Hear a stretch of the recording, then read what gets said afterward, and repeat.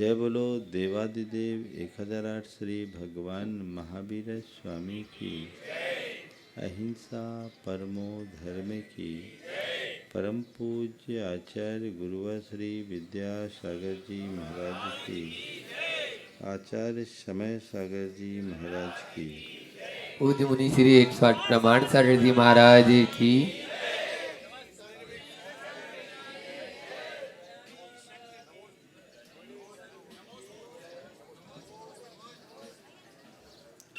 हमारा जीवन लोक में श्रेष्ठतम जीवन माना जाता है। मनुष्य को प्रकृति की सर्वश्रेष्ठ कृति के नाम से जाना जाता है।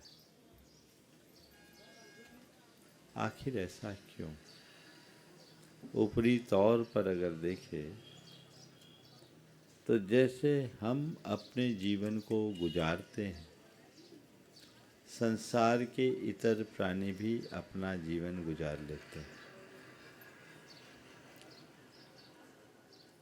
कुछ अर्थ में देखा जाए तो हमारी अपेक्षा अन्य प्राणी ज़्यादा उपयोगी हैं। जितने भी पशु हैं, मरणोपरांत उनकी खाल तक काम में आ जाती है, पर आदमी तो गोबर के लायक भी नहीं है क्या? फिर भी मनुष्य को सर्वश्रेष्ठ कृति के रूप में क्यों जाना जाता है? उसकी एक ही वजह है कि मनुष्य धर्म एक ऐसा तत्व है जो उसके जीवन में असाधारण वैशिष्ट्य प्रकट कर देता है। शास्त्रकार कहते हैं, आहार निद्रा भय मैथुनम च सामान्य मेतत् पशुभिर्नराणां धर्मो हि तेषां अधिको विशेष धर्मेन हीना पशु भी समाना। आहार निद्रा भय मैथुन, ये तो सब मनुष्यों में समान रूप से पाया जाता है, सब प्राणियों में समान रूप से पाया जाता है। लेकिन धर्म का तत्व एक ऐसा तत्व है जो हमारे जीवन में वैशिष्ट प्रकट करता है। अगर दूसरे शब्दों में कहें तो हम ऐसा कह सकते हैं कि जिस मनुष्य के हृदय में धर्म है वही मनुष्य है, और जो धर्म विहीन है वह क्या है? पशु के समान है। पशु के समान है। अगर ऐसा कह दे तो बुरा तो लगता है ना? हाँ, लगता है कि नहीं लगता? पर सच्चाई यही है, हमारे अंदर 4 प्रकार की वृत्ति है।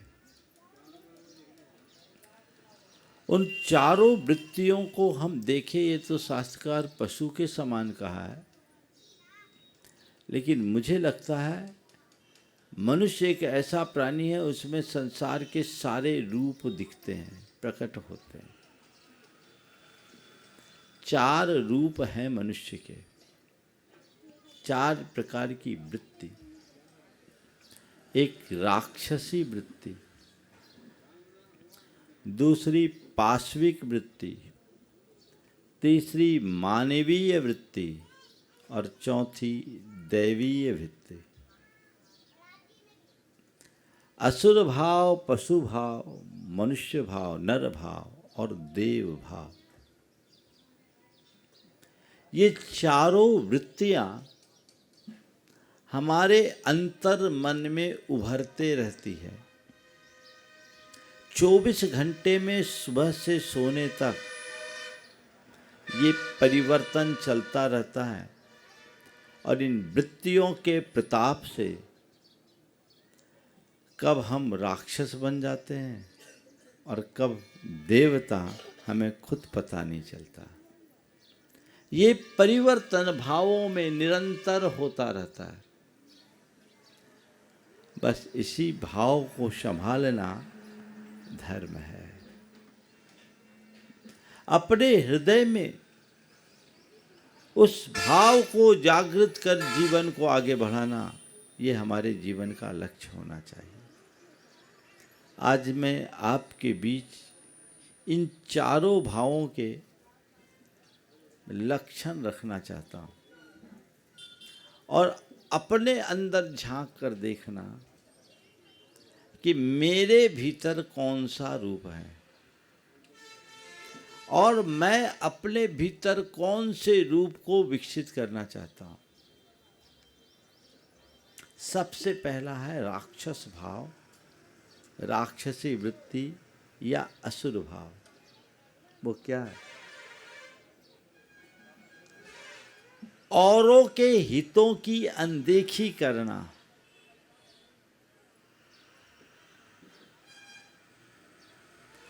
केवल अपने हित की बात सोचना, औरों का केवल अहित करना, चाहे कोई प्रयोजन हो अथवा न हो, केवल अपना अपना अपना सोचना, ये असुर भाव है, जो महा अशुभ भाव है। अपने अंदर झांक कर देखो, मैं कहीं ऐसा तो नहीं हूं केवल अपना सोचता हूं, उसमें औरों का हित अहित जो हो सो हो, मुझे कोई प्रयोजन नहीं, मुझे केवल मुझसे मतलब है। ऐसे मतलबी, स्वार्थी, निष्ठुर और संवेदनहीन मनुष्यों की इस दुनिया में कमी नहीं है। कई मनुष्य ऐसे होते हैं जो इसी प्रकार के वृत्ति वाले होते हैं। वे कहने को मनुष्य हैं, पर उनके भीतर मनुष्य जैसा कुछ नहीं, बल्कि राक्षसी रौद्र रूप पनपा हुआ है। कभी कभी कुछ लोग कुछ पल के लिए ऐसा रूप लेते हैं। जब जब मनुष्य के मन में तीव्र आवेग प्रकट होता है, वो आदमी ना होकर क्या बन जाता है? क्या बन जाता है? मैं नहीं बोलना चाहता अपने मुंह, मैं अपने मुंह से नहीं बोलना चाहता, पर इतना बोल सकता हूं, वो आदमी नहीं रह पाता। क्या रहता वो आप जानो। रौद्र रूप मनुष्य का स्वभाव नहीं है। आता है तो अब क्या करना है? जब जब रौद्र रूप उमड़ने लगे, उसी समय ख्याल करो, अरे ये तो मेरे स्वभाव के विरुद्ध है, ये मेरे स्वरूप के विपरीत है, मुझे ये रूप नहीं रखना।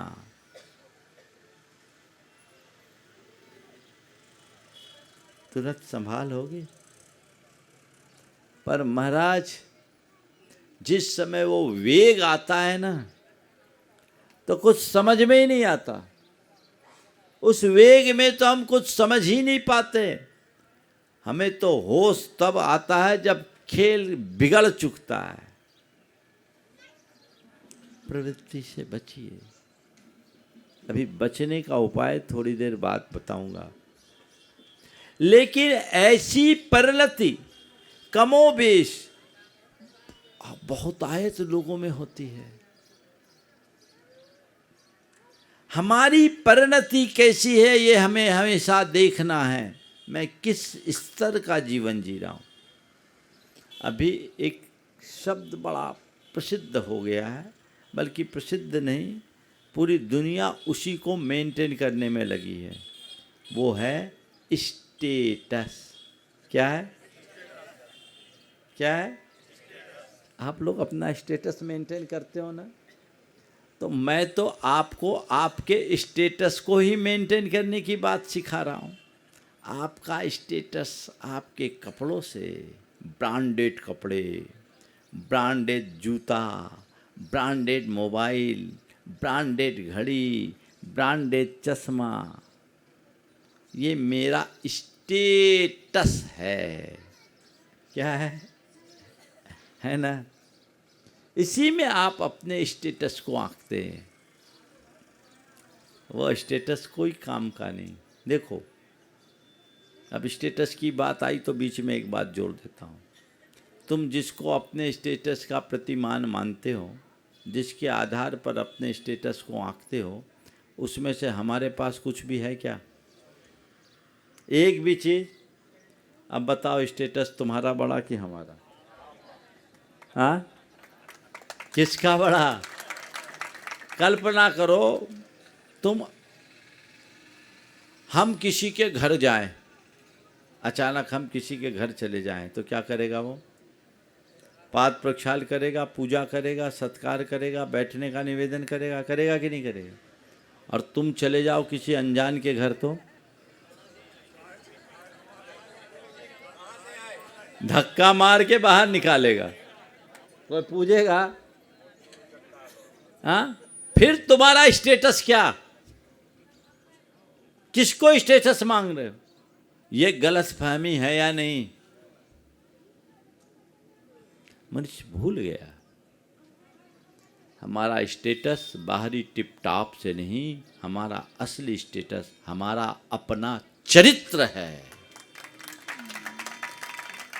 जिसे हमें संभालना चाहिए।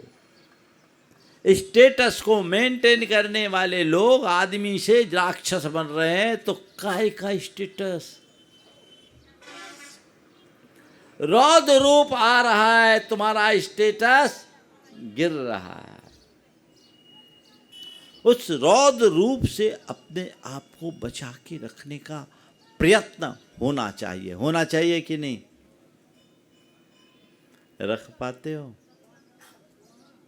आप से बाहर प्रायः लोगों में आवेग की तीव्रता होती है। इस सभा में शायद ही कोई ऐसा होगा जो कहे कि हमें गुस्सा नहीं आता। कम अधिक हो सकता है, लेकिन सबको ही आता है। जब गुस्सा आता है और तीव्रता के साथ आता है, उस समय रूप कैसा होता है? फोटो खींचने लायक? हाँ, फोटो खींचने लायक। मैं तो कहता हूँ, जब आदमी गुस्सा में हो तो चोरी से उसकी फोटो खींच लो। चोरी से खींचना, सामने से नहीं तो शिकार बन जाओगे। चोरी से उसकी फोटो खींचो, और जब होश में आए, ठंडा हो, तो दिखा दो, बोलो भाई साहब ये आपका स्टेटस है।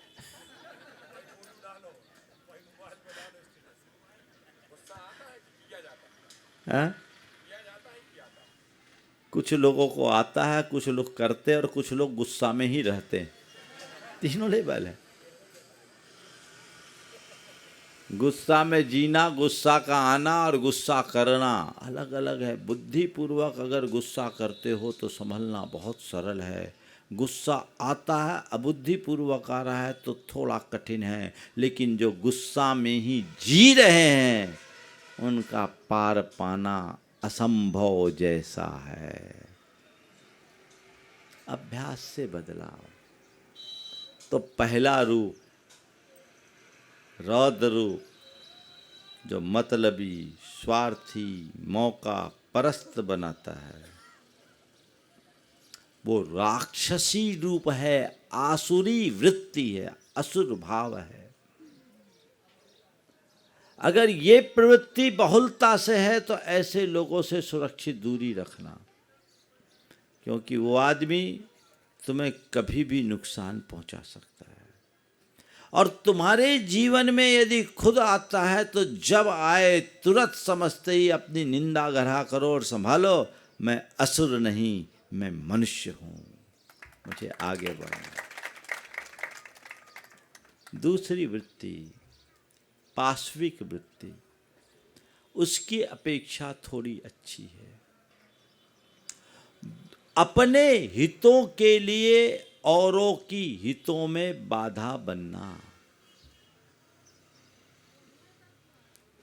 राक्षसी में तो हमें अपना हित वित्त से मतलब नहीं, दूसरों के हितों की उपेक्षा करना, अहित करना, राक्षसी भाव। पाश्विक भाव अपने हित के लिए औरों के हितों में बाधक बनना। जानवर जब भूखा होता है ना, क्रूर से क्रूर जानवर, चाहे शेर हो, बाघ हो, चीता हो, दूसरों पर अटैक तभी करता है जब वो भूखा होता। भरा पेट हो तो कुछ नहीं करता। अपने हितों की पूर्ति के लिए दूसरों के हितों में बाधा बनना, दूसरों के हितों का घात करना, ये पाश्विक भाव है। पशु बुरा है पर उतना बुरा नहीं। अगर कोई मजबूरी, कोई परिस्थिति, कोई ऐसी स्थिति आ जाए और उसमें व्यक्ति थोड़ा आवेग में आए तो ये पाश्विक वृत्ति है, थोड़ा चलेगा। लेकिन बात बेबात में केवल अपना रुआब ही दिखाए, ये कैसे चलेगा? बोलो। ये वृत्ति अच्छी नहीं है, निंद है। ये भी मनुष्य को स्वार्थी बनाती है। इस वृत्ति से बचना चाहिए। तुम मनुष्य हो तो मनुष्य का स्वभाव क्या है, मानवीय वृत्ति क्या है? अपने हितों के साथ औरों के हितों का ख्याल रखना। क्या रखना? अपने हितों के साथ औरों के हितों का ख्याल रखना। आप चाहते हो मुझे मान सम्मान मिले, चाहते हो कि नहीं? कौन नहीं चाहता? हाँ, ठीक है, चाहो, कोई बुरा नहीं। मुझे मान सम्मान मिले, इसमें कोई बुरा नहीं है। लेकिन मैं अपने मान सम्मान के साथ औरों के मान सम्मान का ख्याल रख पा रहा हूं या नहीं, ये देखने की बात है। प्रायः जितने माननीय लोग हैं ना, क्या बोल रहा हूं, मानी नहीं बोल रहा हूं, माननीय कहलाने वाले लोग, वे ये तो अपेक्षा रखते कि लोग मुझे मान दे, पर मैं लोगों का मान करूं, इस बात को प्रायः भुला देते हैं। ये क्या है? मानवीय है। ये नीचे का लेवल है। जो मैं अपने लिए चाहता हूं वैसा ही औरों के लिए चाहूं, ये मनुष्य भाव है और यही धर्म है। भगवान महावीर से पूछा गया कि प्रभु, धर्म का सरलतम स्वरूप बता दो। क्या? धर्म का सरलतम स्वरूप बता दो। भगवान ने कहा, जम इच्छसि अपनतो, जम चन इच्छसि अपनतो, जम इच्छसि अपनतो, जम चन इच्छसि अपनतो, तम इच्छ परस्सव्य इत्यगम जिन शासनम। मतलब, जैसा तुम अपने प्रति चाहते हो और जैसा तुम अपने प्रति नहीं चाहते। क्या बोल रहा हूं?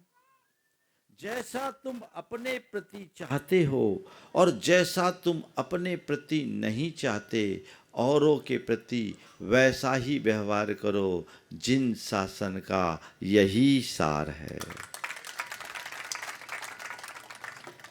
अपना हित चाहते हो, औरों का हित भी चाहो। अपना अहित नहीं चाहते तो किसी का अहित मत चाहो। तुम्हें सुख प्रिय है तो औरों के सुखों का ख्याल रखो, तुम्हें दुख अप्रिय है तो औरों के दुखों से भी बचो। यही धर्म है, और जिस मनुष्य के भीतर ये धर्म है वही मनुष्य है, बाकी पशु है या राक्षस। धर्मो ही तेषाम अधिको विशेषः का मतलब यही समझना। मेरे धर्म का तात्पर्य वो नहीं जो तुम मंदिर में रोज करते हो। मेरे धर्म का मतलब वही नहीं जो तुम अपने पूजा पाठ और धार्मिक अनुष्ठानों में संपादित करते हो। ये तो उसका बाहरी रूप है, आंतरिक रूप।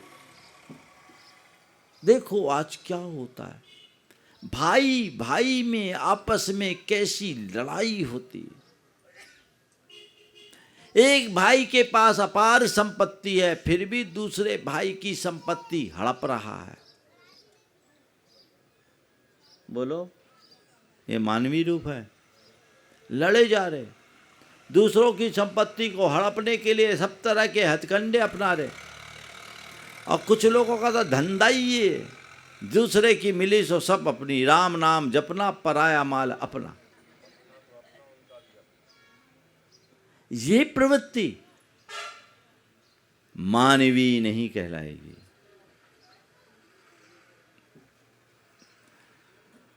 अपने हितों के साथ औरों के हितों का ख्याल रखना, यही मानवीय रूप है। और जिस मनुष्य में ये भाव है वही मनुष्य है। तुम मनुष्य हो, अपने हितों की रक्षा करना तुम्हारी जिम्मेदारी है।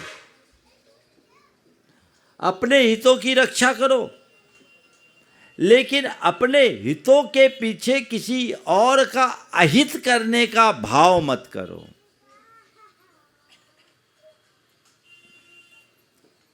जीवन आगे बढ़ेगा, आगे बढ़ाओ। और चौथी स्टेज है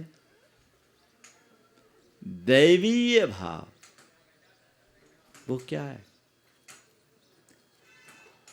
औरों के हितों के लिए अपने हितों का भी त्याग कर देना।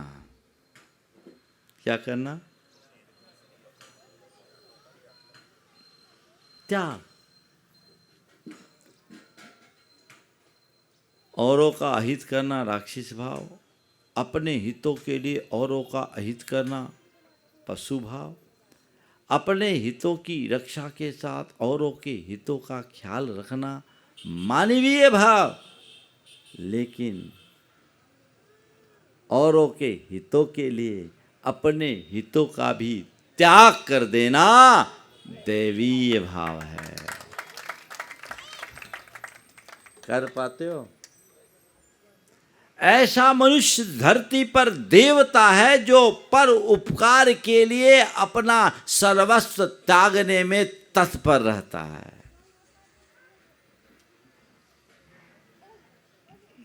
ऐसा भाव अंतरंग में जगना चाहिए। वो भाव जग गया तो जीवन का काया पलट है। जीवन का काया पलट।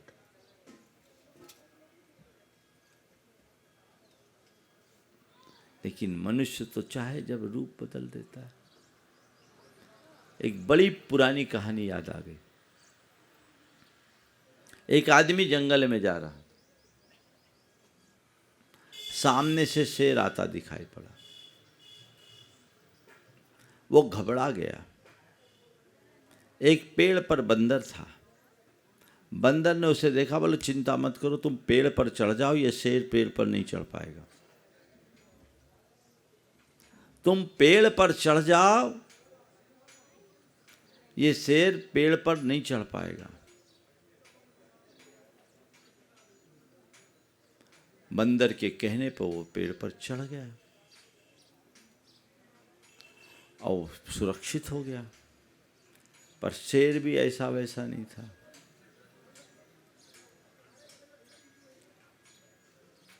शेर पेड़ के नीचे बैठ गया।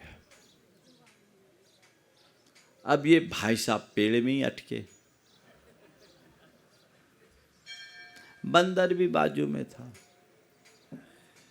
बंदर को थोड़ी सी झपकी लगी और शेर ने आदमी से कहा कि देखो भाई, मुझे लगी है भूख और जब तक मेरा पेट नहीं भरेगा मैं यहाँ से हिलूंगा नहीं।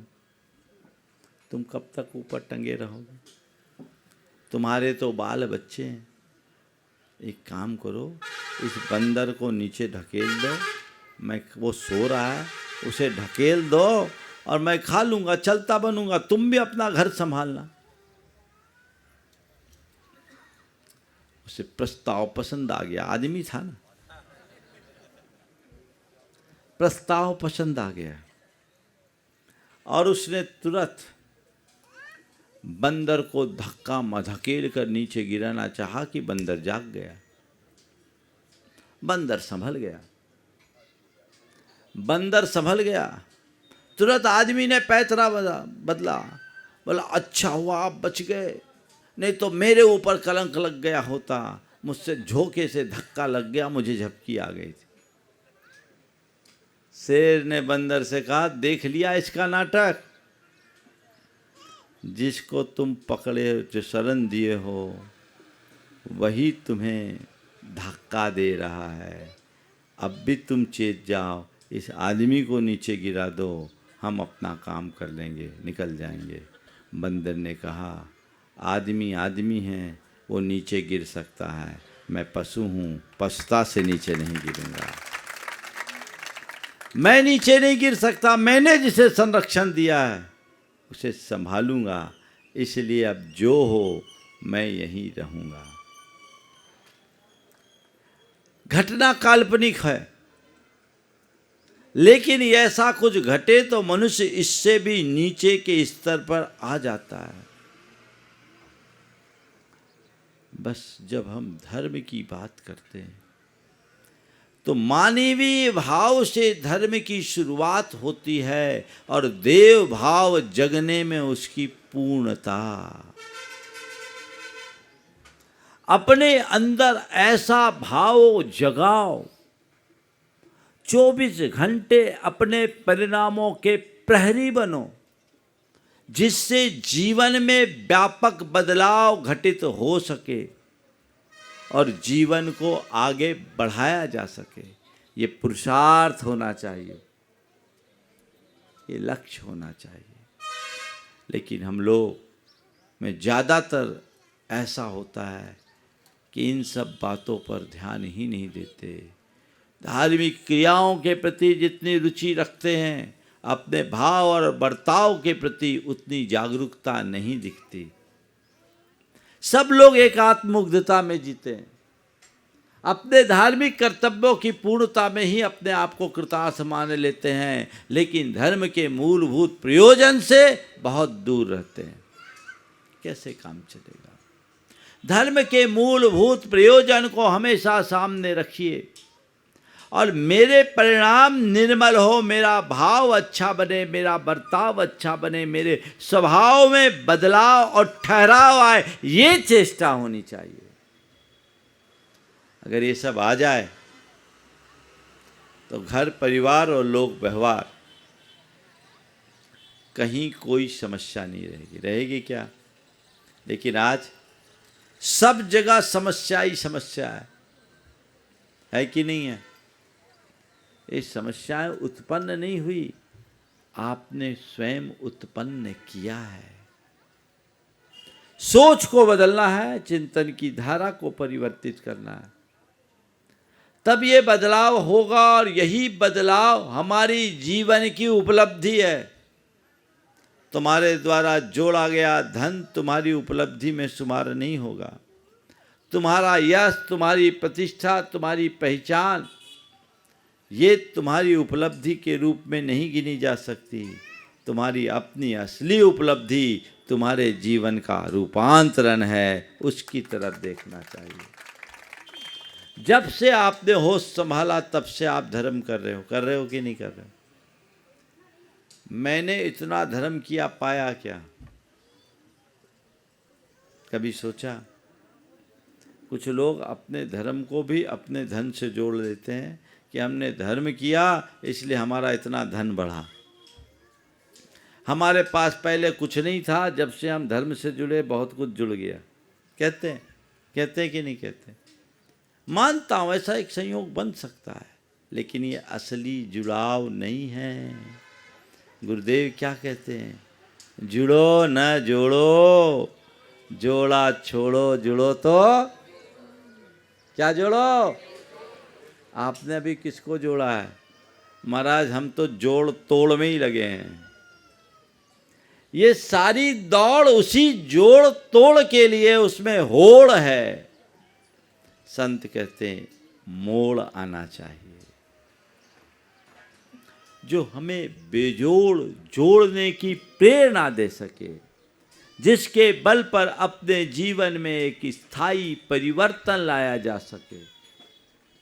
ऐसा लक्ष्य और पुरुषार्थ जग जाए तो जीवन का काया पलट हो जाए। तो बस हम दो बातों को से बचने की चेष्टा करें, उसके लिए संकल्पित हो जाएं कि हम ऐसे स्वार्थी, मतलबी और मक्कारी वृत्ति से बचें जो हमें हमारी मानवीयता से नीचे लाती है। और उसका एक उपाय क्या है? जब भी ऐसा भाव जगे और प्रवृत्ति में ऐसी बात प्रकट हो, तुरंत अपनी निंदा गढ़ा करो, अपनी निंदा करो। हाय मैंने गलत किया, मुझे ऐसा नहीं करना चाहिए, ऐसा नहीं कहना चाहिए, ये कृत्य मेरे अनुकूल नहीं है, ये मेरे धर्म के विरुद्ध है, ये मेरी आत्मा के लिए अहितकर है, और अब दोबारा मैं इसकी पुनरावृत्ति नहीं करूंगा। ये बात मन में तुरंत आनी चाहिए, जैसे एहसास हो। आज से ही प्रयोग करिए। फिर दोबारा हो जाए तो अपने आप को कोई पनिशमेंट दीजिए,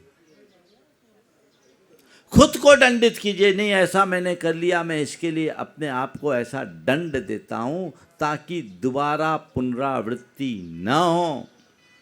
और तीसरे चरण में नित्य अपने मन को ऐसे पॉजिटिव सुझाव दो जो आपके अंदर मानवीय और दैवीय भाव को उद्दीप्त कर सके, जगाए।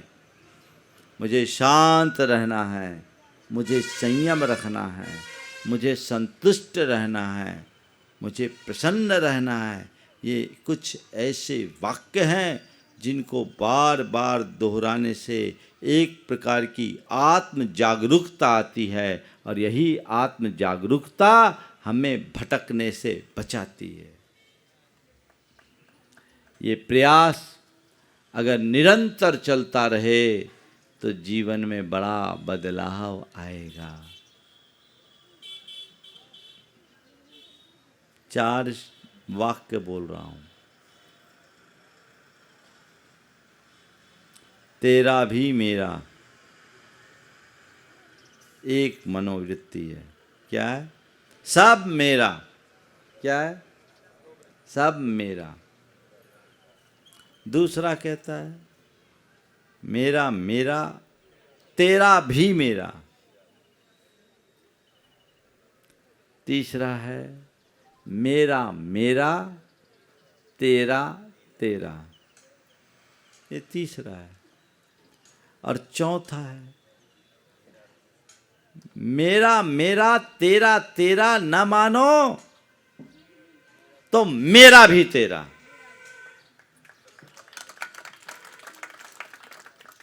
है सब मेरा, तेरा भी मेरा, मेरा मेरा, तेरा मेरा, और मेरा मेरा, तेरा तेरा, और न मानो तो मेरा भी तेरा।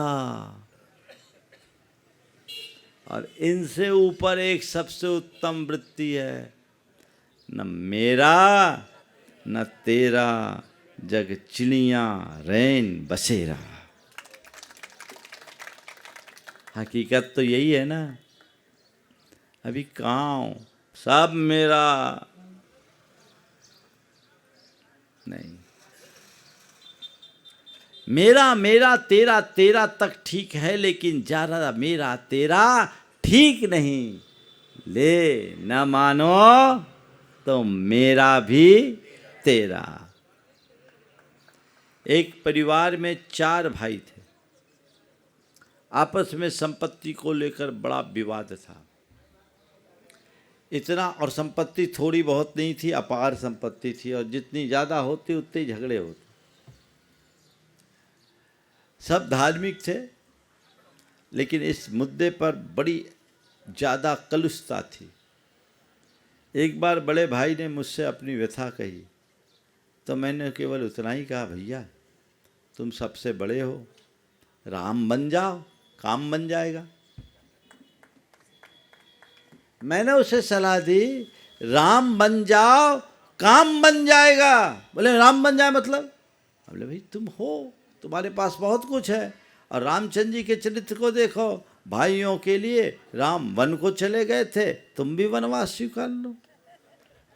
आज कैसे? बोले क्या है, अब तुम्हें वनवास की जरूरत नहीं है, तुम तो अपने भाइयों से इतना बोल दो कि भाई तुम्हें जितना, जिसको जो लेना है ले लो, और मुझे जो तुम दोगे मुझे स्वीकार है। उसको मेरी बात समझ में आ गई, और जैसे ही उसने अपने भाइयों के सामने ये प्रस्ताव रखा, शेष तीनों भाइयों ने कहा कि बड़े भैया ऐसा कैसे हो सकता है, पिताजी तो बहुत पहले चले गए, आपने हम लोगों को संभाला है, और आप ही हमारे लिए पिता तुल्य हो। आप जो कह रहे हैं हम आपसे कहते हैं, आपको जो करना है आप कर दो, हम सबको स्वीकार है। पासा पलट गया, और उस बड़े भाई ने ऐसी उदारता दिखाई कि सबसे ज़्यादा शेयर सबसे छोटे को दिया, और सबसे कम शेयर अपने पास रखा, और कहा ऐसा मैं इसलिए कह रहा हूँ क्योंकि उसकी ज़िंदगी लंबी है, हम लोगों की थोड़ी है, हम लोग कम करते जाएं, और पूरे परिवार में सुलह हो गई। अगर अड़े रहते तो आज भी लड़ते रहते, न जाने कितना नुकसान होता। और उस घटना के बाद चारों भाइयों ने बेहिसाब प्रगति की। वो लोग कहते हैं महाराज अगर हम झगड़ा करते तो झगड़ते ही रहते, आपका बड़ा उपकार है, एक थोड़ी सी समझाइश के कारण पूरा घर संभल गया। सोच अच्छी रखो, त्याग वृत्ति रखो। मैंने कहा राम बन जाओ तो काम बन जाएगा, लेकिन आजकल राम राम जपने वाले राम नहीं बनते, रावण का रौद्र रूप धर लेते। काम कैसे बनेगा? रावण की लंका में तो केवल आग लगती है, उससे अपने आप को बचाइएगा तो हमारा रास्ता प्रशस्त होगा। आज इसी शुभ भाव के साथ यहीं पर विराम। बोलिए अहिंसा परमो धर्म की।